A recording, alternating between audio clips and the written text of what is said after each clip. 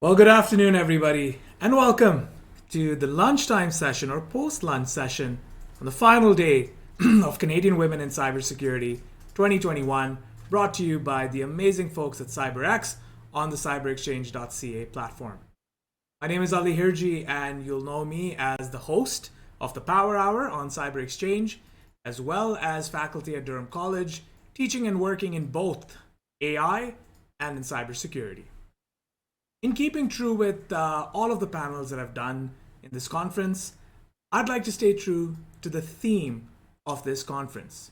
In celebration of International Women's Day, this week-long conference has been focused on two themes. One, the inclusivity element of the hashtag #Cyber, and I hope that through this session, you're going to see more of that inclusivity factoring into the conversations as well as the panelists that we have prepared for you.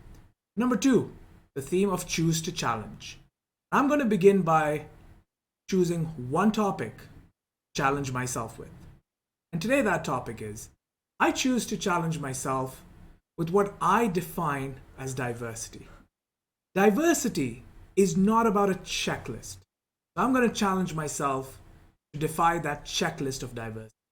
Because diversity, less about checklists, is about commitment. I want to ask myself and challenge myself as to how committed have I been to some of the diversity goals that I have set up for the teams that I lead.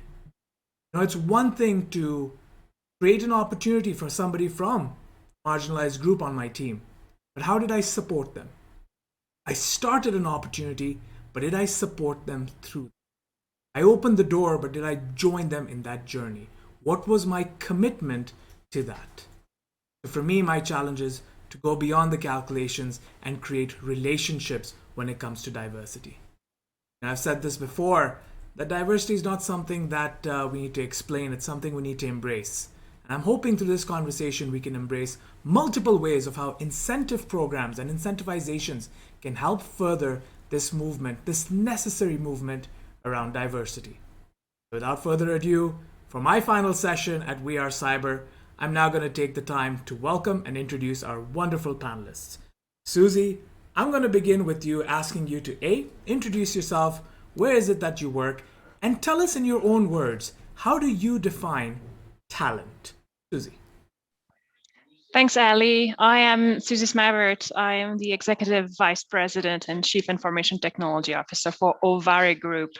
We are a holding company. Not a lot of Canadian I've heard about because we're headquartered in the US, but our workforce is distributed and remote. Talent for me is not a technical skills. You can have the best coding skills or firewalling skills in the world. If you are not curious and you are not eager to learn, you're not thirsty for opportunity and knowledge and always wanting to better yourself, then you're not really talented. Talent for me is more of the soft skills and how you want to get better each and every day through self-awareness and curiosity. Curiosity is the best skills you can have in cybersecurity and in technology and business overall. That's what talent means to me, Ali. Absolutely. Curiosity, communication, and collaboration. And one of the things that you're going to see as we engage with Suzie furthermore is that in her recent move to a new organization, she talks about technical skills in a very interesting way. She doesn't see security as a back end or behind the curtains. She sees what's happening where everybody's looking. She looks at what's happening on the front lines. And I really want to pique her brain around the concepts around monetization of technology. So Suzie, thank you for joining us. I know you've also recently had a kid, and I know you're juggling quite a bit. So I do appreciate the fact that you're always doing good by the community through the power of showing up. So thank you for showing up. Thank you for being on this panel. And more importantly, thank you for engaging the way you have on the Cyber Exchange platform. Following Suzie, I'm going to go to my dear friend Sherifat, a recent immigrant to the Canadian context. I'm going to ask her to introduce herself, tell us what she does, and in her own unique flavor, explain to us what she defines as talent. Sherifat. Thank you so much, Ali. Yeah, my name is Sherifat Akinwonmi. I'm currently based in Calgary. I am a cybersecurity specialist with United Farmers of Alberta, UFA. I am originally from Nigeria, and prior to moving to Canada, like Ali said, I was a technology manager at GSK. And before then, I had a role as the information security head at InterSwitch. InterSwitch is a fintech company in Nigeria. And prior to that, I was at the bank as a risk and information security analyst. I am a wife, a member of board of advisory to many organizations, CyberX being one. And I generally help organizations to help mitigate cybersecurity risks. So to your question, Ali, about what talent is, I see talent as a natural ability of someone to perform excellently at something. So it's usually confused with skills. Skills are something we develop ourselves at through knowledge. But talent is actually a combination of your passion, your motivation, what drives you, and something you continuously practice at to get good at. So I'm glad it's a key area that we're discussing today, because cybersecurity talents, we need to continue to improve in order to make sure, cybersecurity remains top-notch in our organizations. Thank you. Absolutely, and Sherifat, I can't thank you enough for your inclusive dialogue. But more importantly, I think our audience will realize very soon her role in also shaping the next generation of cybersecurity specialists. Every artist was once an amateur, and you have to give people feel that ability that they can do it. Give them that space to make mistakes. Give them a room of their own to flex their muscle when it comes to cybersecurity. And Sherifat has done some terrific work in that field, and we're going to be touching on that as we go through this session. Next, I'm going to go to another dear friend of mine and a member of the advisory board alongside myself, Allison Atkins. I'm going to ask her to introduce herself, where is it that she works, and in her own style, define talent for us. Allison. Thank you. I'm with Scotiabank. I'm Director of Cybersecurity Risk Management, so that's a second line of defense role. I lead a team, and we are responsible for an oversight and challenge of the cybersecurity program across the enterprise, across the bank. I've actually been in this space from the beginning, from before the term cyber was really in use. Kind of fell into the, I think many of us kind of get involved in cybersecurity without intending to. We sort of fall in, and I got involved with an internship out of university where I was trained to do penetration testing. So that's how I started my career. It was a different ball game back then, NT4. But I've stayed with the field, and it's been great to see more and more women joining this industry. Talent to me, I think in a nutshell, it means being the best you. So by that, I mean, being true to yourself and bringing both your inherent as well as your learned capabilities to the job, to life with authenticity and with passion. And I think, in order for anyone to be able to do that, we need that environment. And just to touch upon, the points you made in your opener, I think, without that supportive environment that's embracing, what we can bring to the table, that's what our talents could suffer or be, closed off or limited. Absolutely, and Allison, I thank you for sharing that background, going back in history as well, but also emphasizing on the role of support. I've said this repeatedly. Support is not just, or a support system is not just about people who can tell you where you can go and how far you can go, but it's about a group of people that join you along that journey. Success is a journey, not destination, and I'm looking forward, Allison, to talking to you a little bit more about that success and that journey that you continue to embark on.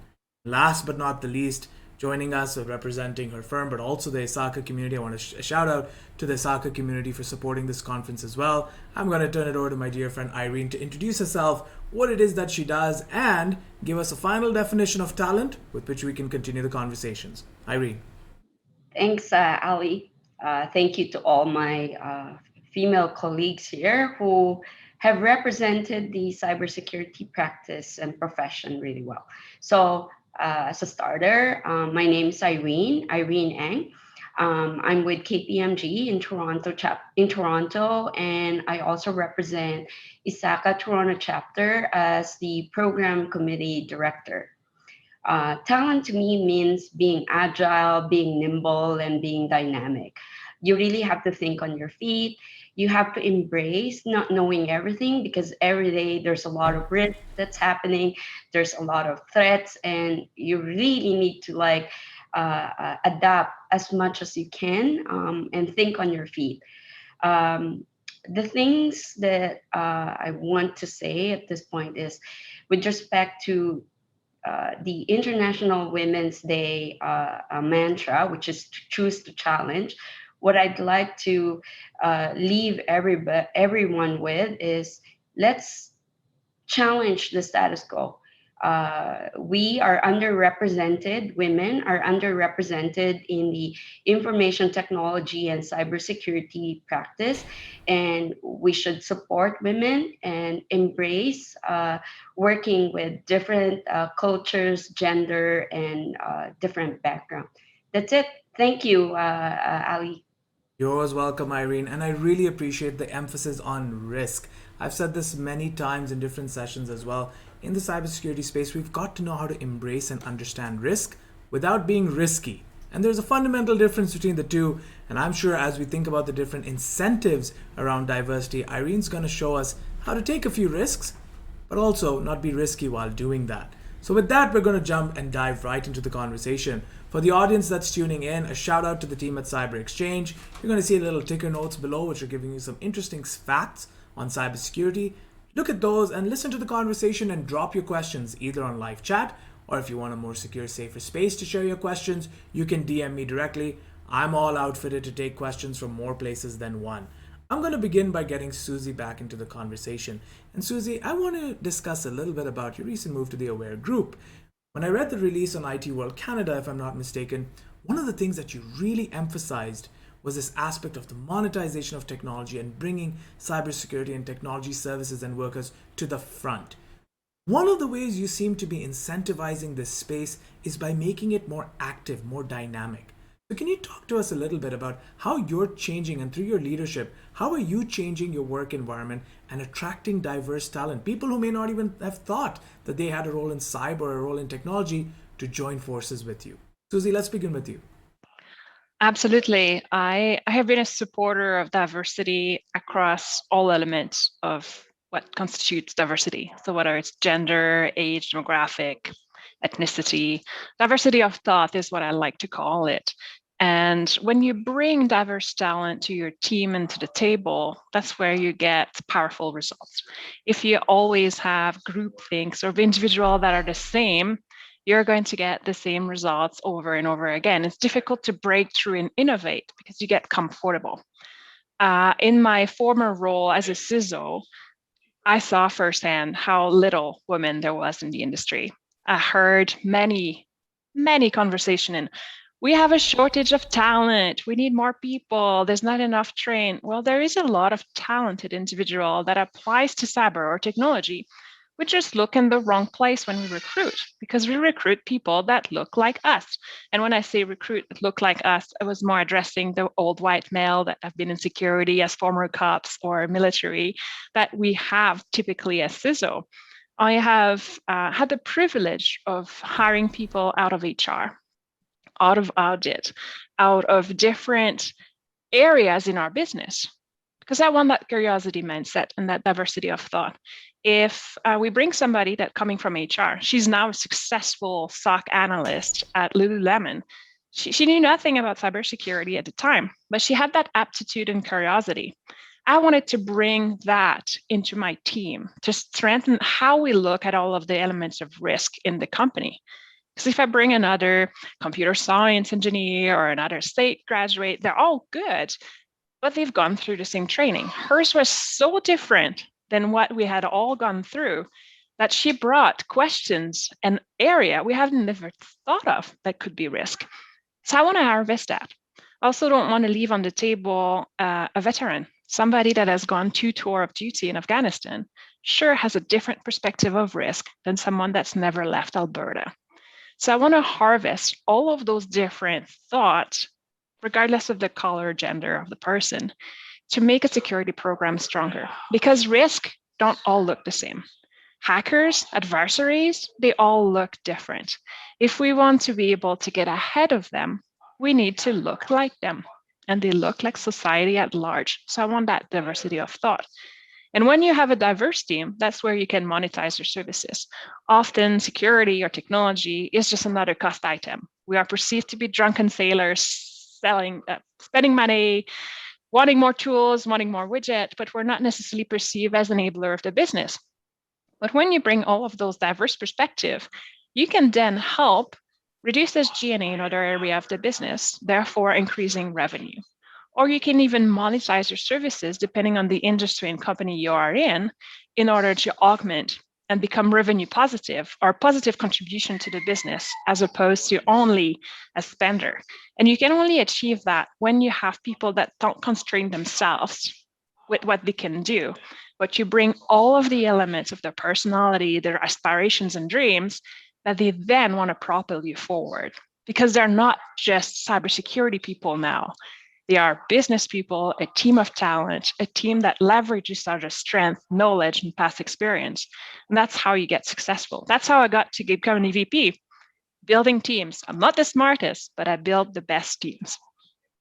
Fantastic. And you know what? This conference has been made pretty famous for the kind of quotes that people have thrown around. We're all going to be featured on VR Cyber t-shirts. But that thing is, I may not be the smartest person in the room, but I certainly know how to build teams. There was another thing that I wanted to work with there, Suzie, and that was the aspect of embracing that diversity.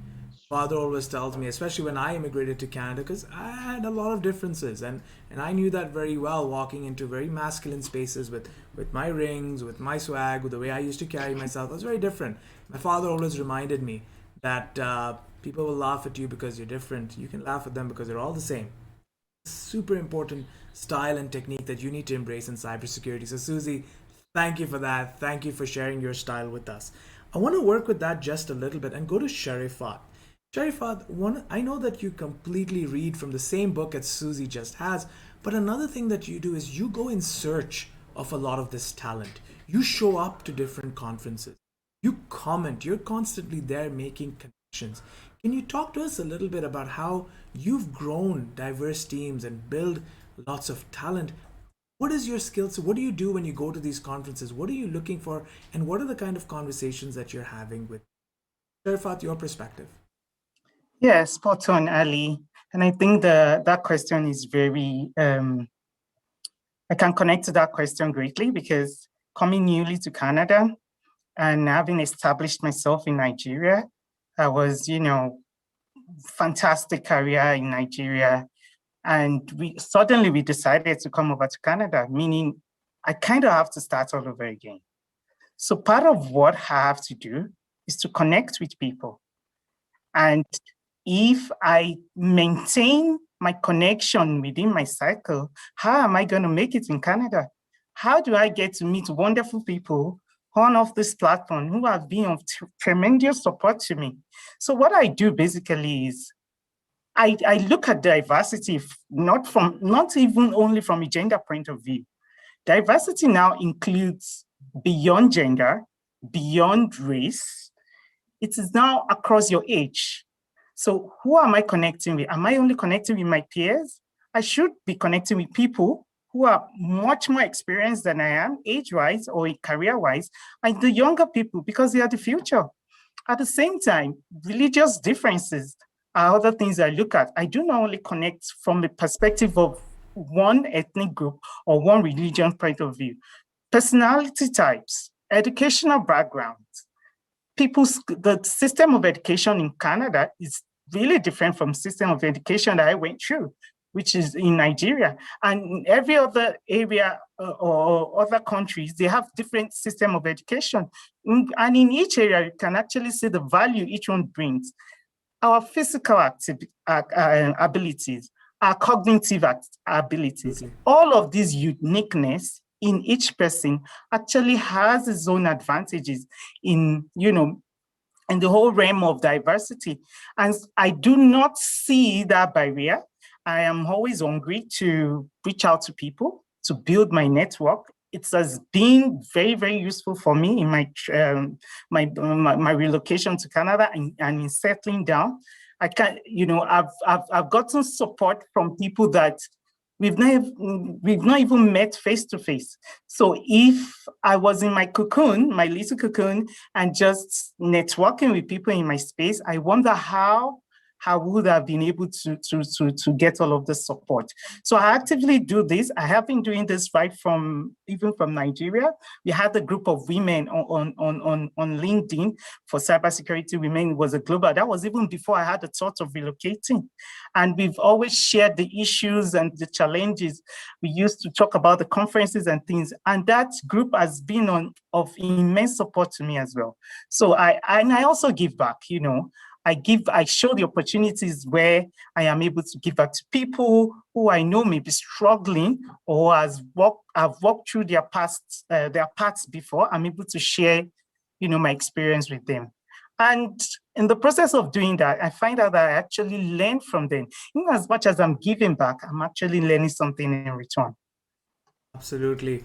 And I'm going to say this again, that, as for Sherifat, but as for secure and as for super smart, because in a very short period of time within Canada, not only have you built your network, but you've also announced yourself to that network. You've got a voice within that network, and you sit on multiple boards in 11 to 12 months old in Canada. That is quite phenomenal. Two really important lessons we've got from Suzie as well as from Sherifat. Suzie, as for security, and as for smart for you as well, and as for Suzie. But what I really enjoyed is you've spoken about support systems, you've spoken about teams as well. And you need to understand your teams and you need to build support systems. Allison, if I can bring you into the conversation, and then Irene. Allison, all of this in terms of building your teams, building support systems, etc., happens within a corporate structure in many cases. For example, in your case, Scotiabank. What do you think are the important features of the organization that can support you as a leader to build these diverse teams? Allison, your perspective. I think it's all about the environment, right? Like we have to create the inclusive environment first in order to attract the right talent. We have to have that supportive landscape so that when we bring in, women or folks that are new to the country, that they will be successful. And I know there's been some talk about do we incentivize to try to pull in the right candidates, but I don't think that's what we're looking for. I don't think women don't want the role if they're not going to be able to fill the shoes, right? It's not going to be see success for that individual. It's not going to be successful for the organization. What we want is to be considered equally. We want to get the opportunity to speak to our skill set, and we want to be treated without subjective biases and or stereotypes and I don't think we want reverse discrimination. We just want the equal playing field, right? And I think I've seen a lot of work within our organization to really focus on that inclusivity and culture. And I think, you build it and people will come, right? And I think that's what organizations need to do. They really do need to address the problem within the environment, and then you can attract and retain the talent. Otherwise you can get the women in the door, but they won't stay if it's not going to be a place where their voice is heard, where their ideas have a chance, where they're being recognized for their work, and ultimately, treated as a true equal player. Absolutely. And Allison, I thank you for that. I also really like the fact that you mentioned, build these inclusive systems and they will come. But also, and I'm going to go to Suzie with this after I speak to Irene, but also as Suzie will show you in her recent journey as well, you build it or you don't build it. In some cases, you need to break it completely and let the community build it. You need to have that courage to call something out and call people back into it to build these systems again. And Suzie, I'm going to come to you with some questions related to that because we've actually got one coming from the audience too. Irene, I want to come to you with regards to your role, not only at KPMG but also at ISACA. You've held a lot of different positions where you've been running different incentives, different motivations to run more diverse teams, to run more diverse training programs. Can you talk to us a little bit about how in your position at the ISACA chapter, how do you think about incentives? How do you measure whether you're achieving your diversity goals or not? Irene. Well, there's many-fold to that responses. At the ISACA level, one of the things that ISACA International have rolled out a few years ago was what we call the She Leads Tech program. Essentially, it's realizing and making people aware that in order to address potential shortage of talents in technology, the She Leads Tech program may actually solve the talent shortage. If we train some of these women, they could probably backfill help desk function. They're not super technical that will require a PhD in order to do that function. And that will also bridge the gap in terms of talent shortage. In my role at ISACA, we also recognize diversity in terms of the members in our board of directors. So we have people with diverse background, culture. Some came from South America, in Asia, some that are truly Canadians, Americans, whatnot. So in terms of diversity at the leadership level, it's there. We also make sure that we have gender balance, meaning there's at least representation of women in the board. I believe that the board or the leadership team is much more balanced and stronger if you have women representation, because women think differently from men. I believe that we think well, and we provide a more balanced solution to any actions that the board contemplates.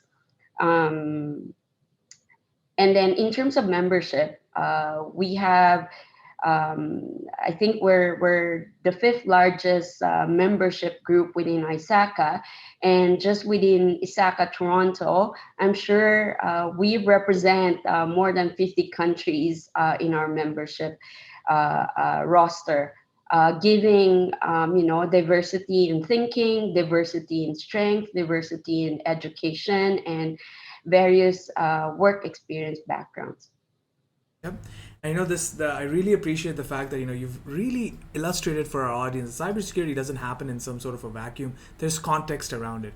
Knowing the ethnic backgrounds of folks, knowing where they've come from, the experiences that they have, and organizations or movements and brands like She Leads Tech. I really speak to this other piece. And when we're talking about incentives, another lesson that I draw from Irene, especially if you have a lot of leaders listening, is to create programs within your team. Whether that's gamified through badging experiences, whether that's through gamified learning experiences and awards. After this session, you're going to enjoy a session on Breach the Keep, a live game. Whether it's games like that and people get different awards, recognition, an absolutely important piece when we're talking about growing diversity. So Irene, thank you very much for that. Suzie, I'm going to jet back to you, and I'm going to build on something that Allison spoke about. Now, I was listening very, very attentively to all of you, but Suzie, especially to your notes, especially given the journey that you've been through over the last year or so, having a child, shifting firms, etc. You've emphasized this piece that, look, talent can win you a game, but it's the team that wins you a championship. But as a leader, how do you know when it's time to try and take your thought process, it's time to take your motivations elsewhere? Sometimes the organizations that we find ourselves in may not support the kind of innovative ethos that somebody like you brings to the table. How do you help folks understand when's the right time to say it's time for me to move somewhere else and take my philosophies and build somewhere else? Suzie. There's a quote I'm convinced many have read: when respect is no longer served, you leave the table. I have been mentoring and coaching many individuals. I take pride in helping people join the industry, whether it's technology or cybersecurity specifically, and I will always champion diversity. One of my coaching or advice is always be in charge of your career. And I like to make the lousiest analogy for everything. So this one is a career. You're in a car, you're driving. Don't let somebody else hold the steering wheels and you just have a map, because you don't know where they're going to bring you. So be in charge. And I found myself in that situation. And I had to decide, I need to follow my own map. I don't feel fulfilled. My brain can provide a lot more than what I am providing today. I want to do more. I want to enable more. I cannot have, I can't put a face and say things are perfect, things are great. You probably hear my little one in the background, which is great. Never going to apologize for having family. 2 under 3, it gets busy here. No. You have to just do what's right for you. And when you go to work and it becomes more of a drag, even though you love people and you love your team, you need to self-elect out. And I know I have a lot of privilege having been in the industry for years, where I can choose where I go next. And I could make that decision, whereas others might not be as privileged to do it the way I did. But I was no longer happy, needed more. And as much as I respect and love the people with whom I've worked, it was time for me to make a change. I believed organization can provide it all. The flexibility to never have to apologize for crying babies or toddlers running over, the ability to leave and have protected time where I want to be with those that are close to me. I found it. And I just needed to not allow my standard to be lower, because I felt like I had to. And I realized it comes from a place of heavy privilege to be able to do that. But I believe if we do it more without regrets, and have a spouse at home that forces us to do it too, and support us as we go through it, we can change the world. And if men champion it more and realize when the respect is no longer served, they are the waiters, we're going to get there. Absolutely, and I couldn't agree with you more. But before that, I also want to thank you for, again, open dialogue, very relatable dialogue. And I know these are questions that are coming in. They're coming in impromptu. I really appreciate the fact that you're making sure that you remain personable to people. To our audience, I'll say this again, these journeys have been very painful in some cases for people. But as I said yesterday in the Shattering Stereotype session, growing can be painful. The fact that they're sharing helps in that growing. So Suzie, thank you very much for that. I'm going to build on what you said and the stories that you shared with us. Some very detailed, some at a high level, but I'm going to build on that narrative to bring Sherifat back into the conversation. Sherifat, one of the things that I've noticed with you is that it's true with many technology people. I say this all the time, good data scientists, good cybersecurity practitioners are very good storytellers, and they create environments for teams to share.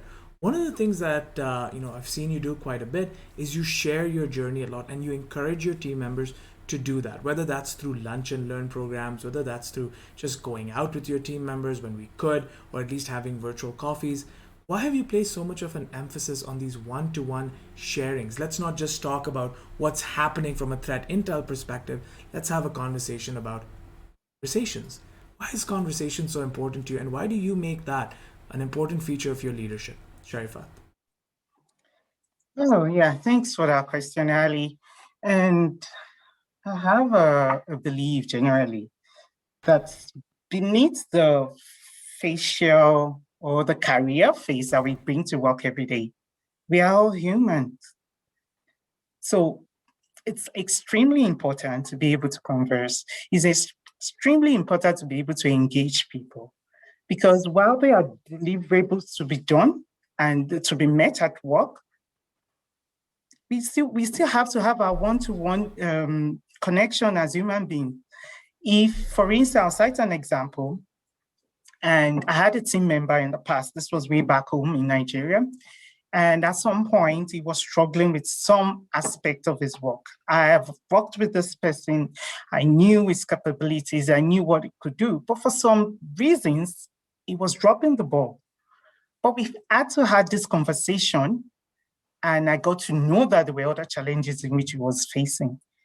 If we do not embrace conversations, then people will find it difficult to understand, which brings me to another point that while for a lot of our cybersecurity roles, we emphasize on technical capabilities and qualifications, there are certain skills which are extremely important. One of such is communication. As a cybersecurity professional, you need to be able to communicate excellently because you have so many stakeholders in which you have to engage. You have to engage top management in order to tell them what the risk in their own terms and in their own language so that they can understand the risk in which you're trying to mitigate. You need to be able to communicate to your end users, the reasons why they have to do certain things. How do you communicate your user awareness if it's not in a conversational style? If you write it out in emails, I can bet you a lot of people will not read it. But if you make it conversational, you relate it, make it relatable to them, their personal experiences, they are likely to abide with that. You also need to communicate with your customers. So being conversational has its own benefits, even as a cybersecurity professional. I also wanted to talk about, your earlier question around what organizations can do to help in diversity. And as a newcomer to Canada, I think it's something I found, and I know a lot of people from community, also so many people in my shoes who are new to Canada and currently facing this challenge. So there's this thing we have about the Canadian experience.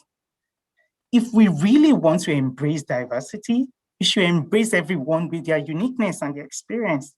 So a lot of people who I know that are qualified and highly capable and able to do this job, because they do not have that Canadian experience, they've settled for a lot more less than of what they're capable of. Even from our applications, when we put up a job bro application, for instance, at an entry level, I've seen some job description asking for CISSP. The CISSP is a highly technical qualification for someone with years of experience in cybersecurity. And if you're putting up a junior analyst security role and you're putting CISSP, how then do you embrace someone without a security background to apply and eventually get the role? So we need to do more right from the job description to make sure the application is diverse enough so that people from different backgrounds can apply.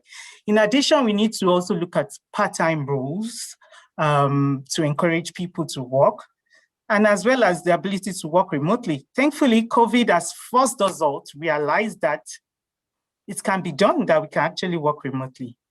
Thanks, Hallie. Sherifat, very beautifully and eloquently put, and please at any point of time jump in and interrupt me and provide your feedback further in communication with our other panelists as well. Sherifat, I'll take 10 seconds and say this. I too come from the East African diaspora, from Tanzania originally, and when I heard you speak and the emphasis on stories, it reminded me of something that I take a lot of pride when I say it, is that when I talk about Africa, we often say that it's beautiful. It's as though God visits everywhere but lives in Africa. That honesty, that sharing of stories really came out in the way you spoke. Sherifat, thank you so much for that openness and that kindness. Allison, I'm going to bring you back into the conversation and work with something that Sherifat said earlier around COVID-19, the elephant in the room. COVID-19 has taught us, amongst many other things, that we all have needs.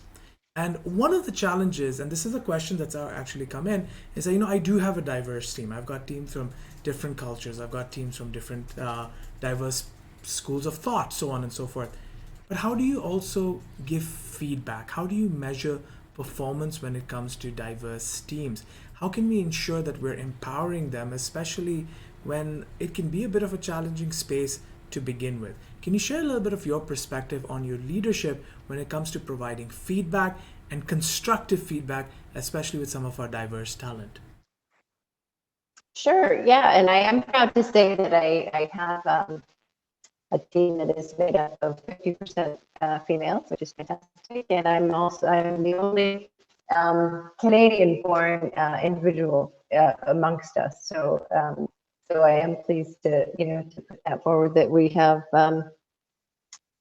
we all have come from a different way of thinking. And so I think with feedback, it really, it depends on the nature of the feedback. If it's positive, it's great to deliver that feedback with an audience present. So when, in a team discussion, that's a form of recognition, right? And a lot of people are driven by recognition. It's worth so much, more than our remuneration package for a lot of people, in terms of driving us forward, making us want to bring that 110% to the job, right? When there's a need for more of a coaching discussion, that's done privately, and that's done very quickly on the back of maybe a learning opportunity that was witnessed. And I think questions are a great way to approach those sorts of difficult discussions. Now, clearly, with COVID, we're doing this over the phone, right?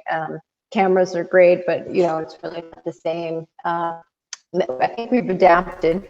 And I think it's important to carve out enough time. We really do need to have those explicit get-togethers now. With COVID, you don't have the, hey, let's grab a coffee, or the opportunity to do a debrief when you're walking from one meeting to the other. So it's really important, firstly, to make sure that you do have that time with your team, and then, as I say, questions are a great way to give feedback, because I think often we know ourselves, and we know where we need to improve, and so conversations like, how do you think that went, and and then drawing from that, how could we do better next time? What are the things you think would work better? COVID has certainly presented a challenge in the just the human side of work, really.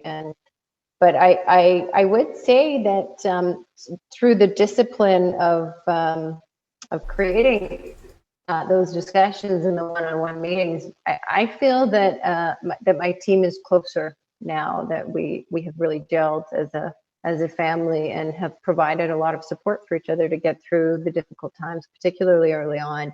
Daily huddles where I allowed really just a kind of a shoot the breeze, just for a few minutes, connect as a person, and connect on the virus and the concerns that are out there, and the tips and tricks that people have learned in terms of coping, right?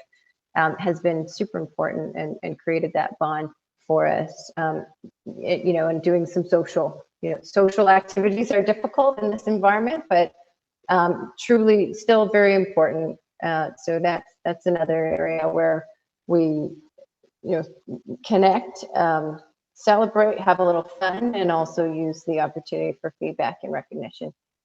Absolutely, and I really like this, the marriage that you've created here between feedback and recognition. Speaking of incentives, I think that recognition at an open table where everybody's there, an extremely good practice, and should factor into your incentivization program. But the other piece, the way in which you outlined feedback, and I've said this many times, especially with some of my team members who may have tuned in. Feedback is not just about what you're doing wrong. It's about how can you improve it? How can we improve it? And constantly, Allison, I made notice of the fact that you kept talking about the we, involving yourself. So thank you for those really important tips. Working with that, I want to come back to Irene. And this is on the question that's actually come in, speaking more specifically to your ISACA work, and that is on the role of funding, and that's on the role of grants.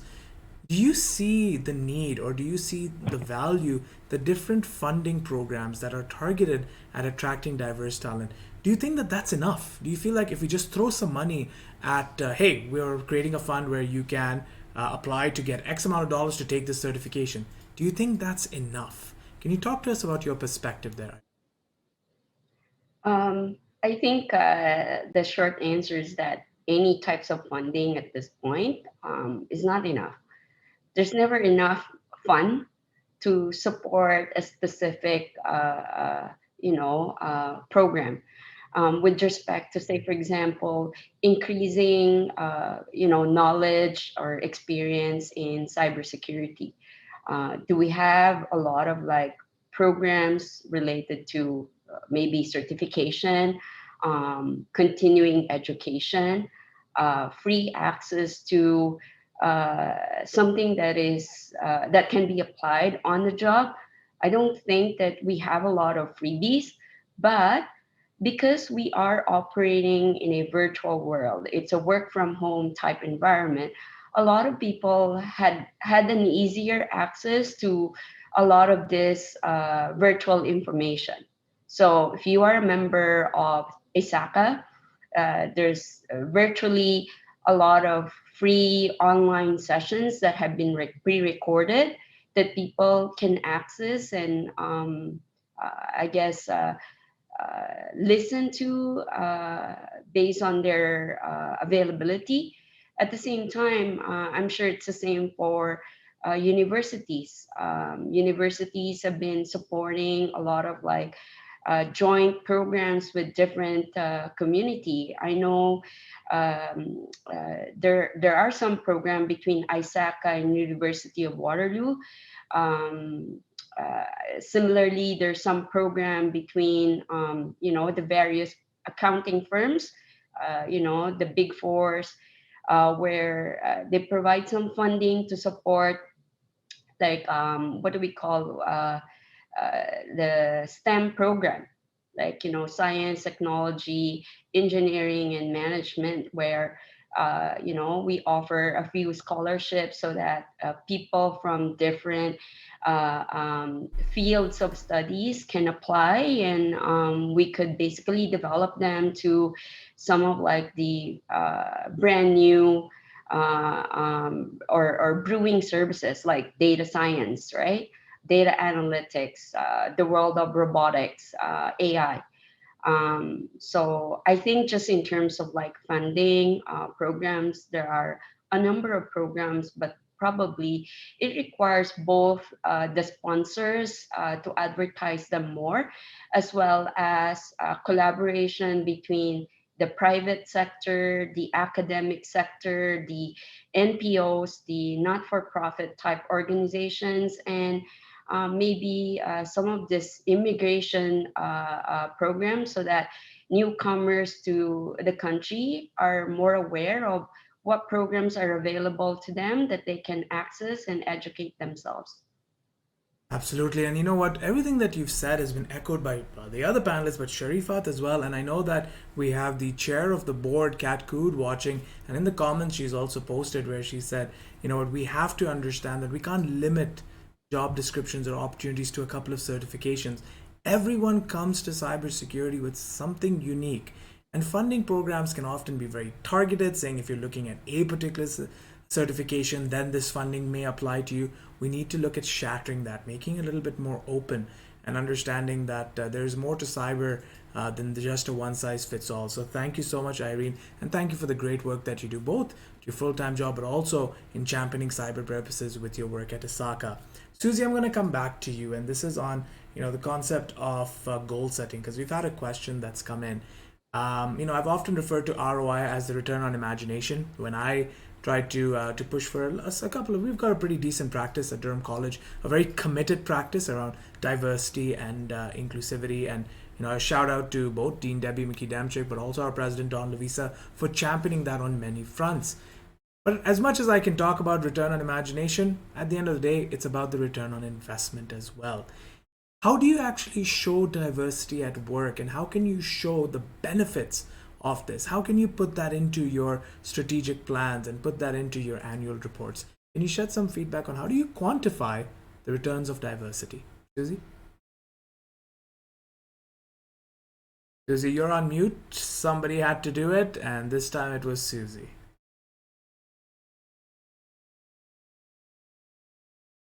Still on mute. Let's give it another try. I'm going to look at my technical team to see if they see any issues. No, you can hear me now, right? We can hear you now. Rock on. That's fine. I put the AI thing into work, and obviously the person in technology, so that the background noise would be diminished, but it diminished even myself. So in terms of ROI, I don't like to set goals and measure how many different people of colors, how many ethnicity, age, demographic. I care about it. I want to have it measured so that I see how are we doing as an organization. Are we putting our action where our words are? How you can measure the effect and the ROI of having a diverse teams of talent is to measure over time your service level agreement, measure your KPIs. if you don't measure your function as a leader, I'm surprised you're still a leader, because everything gets measured and your reward gets measured. So what type of service are you doing? What type of risk program? What type of employee engagement are you getting? What type of feedback are you getting from your business that you serve? All of these elements get measured. Having a diverse team might not have a direct correlation to how many viruses or spam you've blocked in your organization, but having a diverse team will show how often do you get a call to get involved in business initiative? How much noise is there with how pleasant and how effective your team is at solving business problem? Those are all indicators that the diversity is working. If you can produce better quality, you are on top of your KPIs, you are the team that gets reached at the most, it means your diversity is working, the return on imagination or the magic words, because teams that are diverse are the teams other teams want on their teams. If you have a project person and they see a team that is effective in action, works well, collaborate with others, gets results, they want that team as part of their delivery group. If your team get asked more and more, it means that diversity is paying out.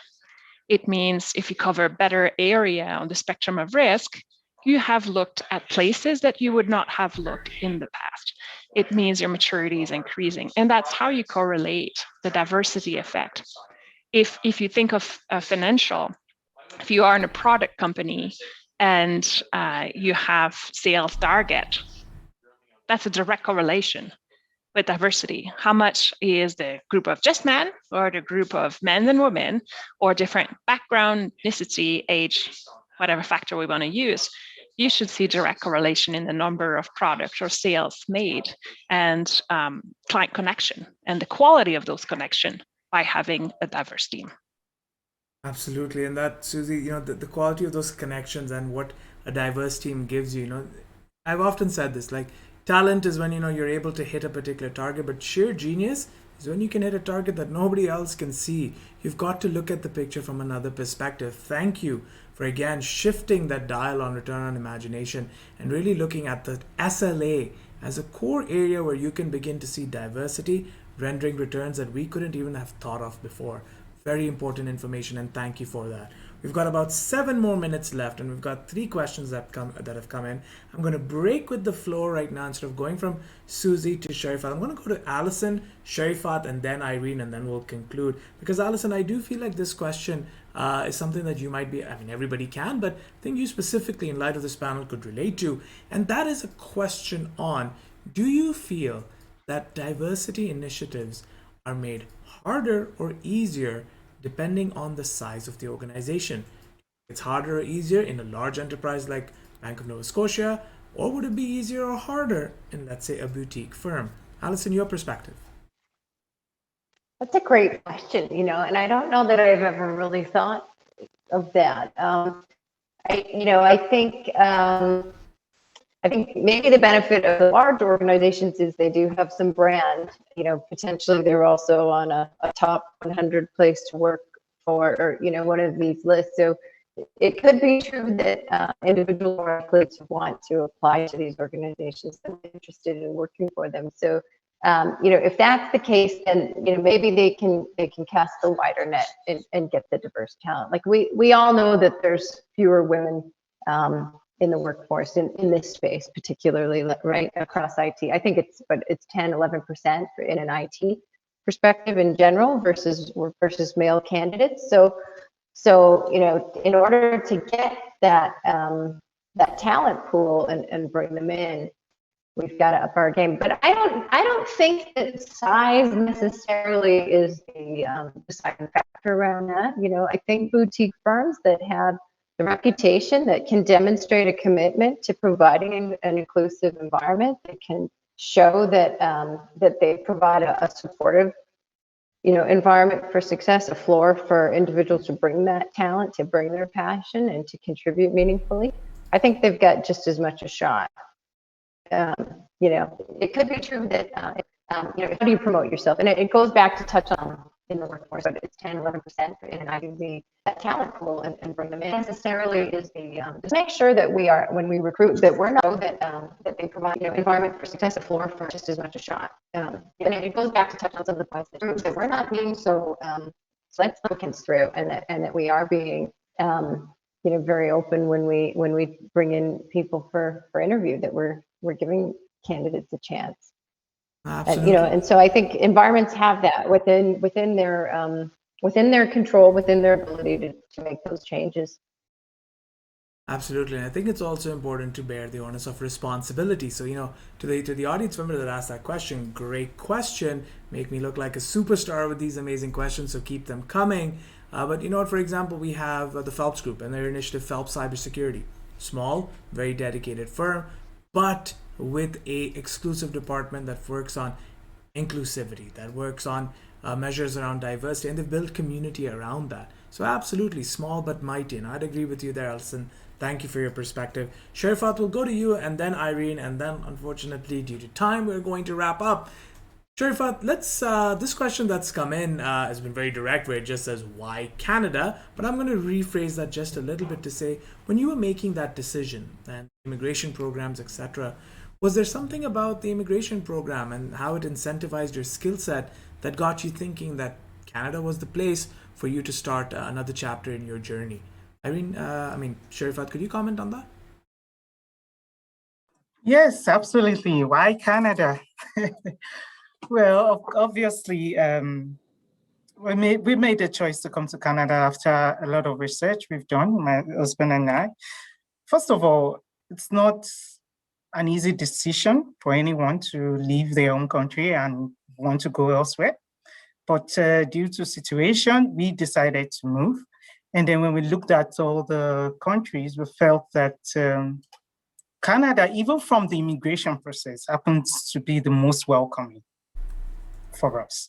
So we looked at the requirements to relocate, and there were things we could meet. Canada needed the skills and the workforce.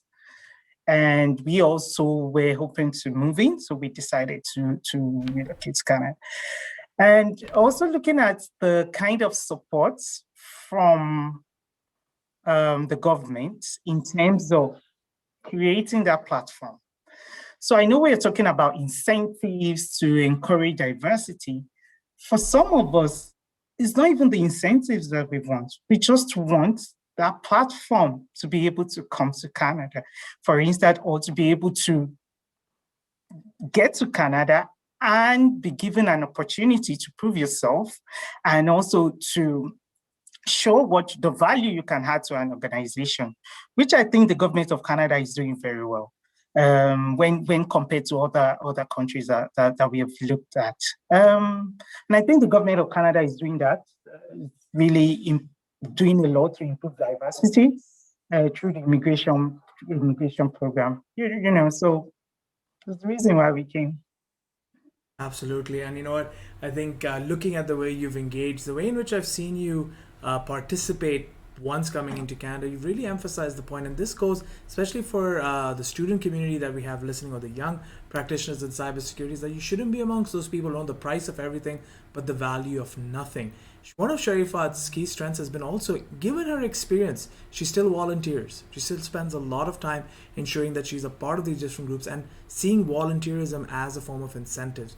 Very, very powerful, and I'm sure that would be a subject for perhaps a future conference discussion, or maybe even a power hour. Sherifat, again, thank you for sharing your journey. Irene, the last question is going to go to you, and then we're going to have to wrap up.